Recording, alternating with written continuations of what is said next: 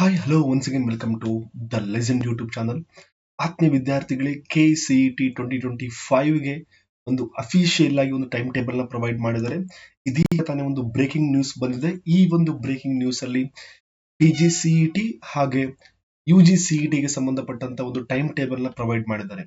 ನಮಗೆ ಮೇನ್ ಆಗಿ ಬಹಳ ಇಂಪಾರ್ಟೆಂಟ್ ಆಗಿರುವ ಒಂದು ಟೈಮ್ ಟೇಬಲ್ ಅಂತ ಹೇಳಿದ್ರೆ it is Karnataka entrance exam ನ ಟೈಮ್ ಟೇಬಲ್. ಆ ಒಂದು ಎಕ್ಸಾಮಿನೇಷನ್ಗೆ ಅಪ್ಲಿಕೇಶನ್ ಯಾವಾಗಿಂದ ನೀವು ಸಬ್ಮಿಷನ್ ಮಾಡಬಹುದು, ಹಾಗೆ ಲಾಸ್ಟ್ ಡೇಟ್ ಯಾವಾಗಿದೆ, ಮತ್ತೆ ಯಾವ ಯಾವ ಡೇಟ್ಸ್ ಅಲ್ಲಿ ಯಾವ ಯಾವ ಎಕ್ಸಾಮ್ ಇದೆ, ಆ ಒಂದು ಇನ್ಫಾರ್ಮೇಶನ್ ಈ ಒಂದು ವಿಡಿಯೋದಲ್ಲಿ ಡೀಟೇಲ್ ಆಗಿ ನೋಡ್ತಾ ಹೋಗೋಣ. ಮೊದಲನೇದಾಗಿ ಕರ್ನಾಟಕ ಸಿಇಟಿ ಎಂಟ್ರನ್ಸ್ ಎಕ್ಸಾಮಿನೇಷನ್ಗೆ ಅಪ್ಲಿಕೇಶನ್ ನಿಮಗೆ ಯಾವಾಗಿಂದ ಸಬ್ಮಿಷನ್ ಮಾಡಬಹುದು. ಎಸ್, 23/1/2025ರಿಂದ 21/2/2025ರವರೆಗೆ ನಿಮ್ಗೆ ಏನ್ ಮಾಡ್ತಾರೆ, ಅಪ್ಲಿಕೇಶನ್ ನ ಫಿಲ್ ಮಾಡೋದಕ್ಕೆ ನಿಮ್ಗೆ ಟೈಮ್ ಅನ್ನ ಪ್ರೊವೈಡ್ ಮಾಡಿದ್ದಾರೆ. ಅಂದ್ರೆ ಈ ತಿಂಗಳು 23. ಇನ್ನೂ ಕೂಡ ನಾನು ಅವಾಗಲೇ KEA ವೆಬ್ಸೈಟ್ ಅಲ್ಲಿ ಚೆಕ್ ಮಾಡಿದಾಗ ಇನ್ನೂ ಒಂದು ಅಫಿಷಿಯಲ್ ಒಂದು ಬ್ರೌಚರ್ ನ ಅಪ್ಡೇಟ್ ಮಾಡಿಲ್ಲ. ಕೆಲವೊಂದು ಮಾಡಿಫಿಕೇಶನ್ ಮಾಡಿದ್ದಾರೆ ಅಂತ ಹೇಳಿ ಹೇಳ್ತಾರೆ.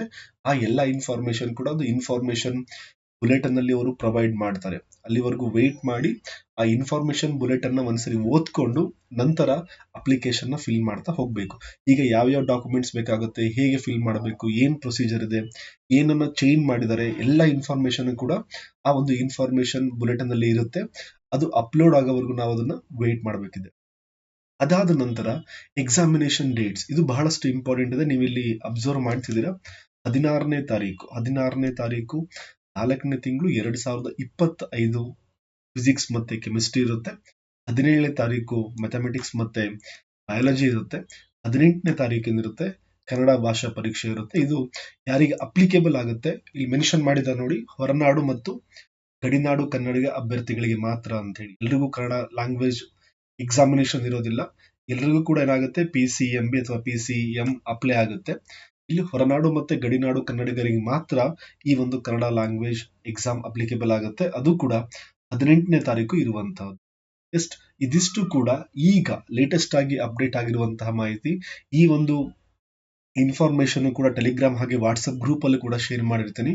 ನೀವು ಅಲ್ಲೂ ಕೂಡ ಇದನ್ನ ಅಬ್ಸರ್ವ್ ಮಾಡಬಹುದು. ಇದೇ ರೀತಿ ಲೇಟೆಸ್ಟ್ ಏನು ಅಪ್ಡೇಟ್ ಬರುತ್ತೆ, ಇನ್ಫಾರ್ಮೇಶನ್ ಬುಲೆಟಿನ್ ಆಗಿರ್ಬೋದು, ಹಾಗೆ ಯಾವ ಯಾವ ಡಾಕ್ಯುಮೆಂಟ್ಸ್ ಅಪ್ಲಿಕೇಶನ್ ಫಿಲ್ ಮಾಡೋದಕ್ಕೆ ಬೇಕು, ಯಾವ ಸ್ಟೆಪ್ಸ್ ನ ನೀವು ಫಾಲೋ ಮಾಡಬೇಕು, ಎಲ್ಲ ಇನ್ಫಾರ್ಮೇಶನ್ ಕೂಡ ಆದಷ್ಟು ಬೇಗ ನಿಮಗೆ ತಲುಪಿಸುವಂತ ಪ್ರಯತ್ನ ಮಾಡ್ತೀವಿ.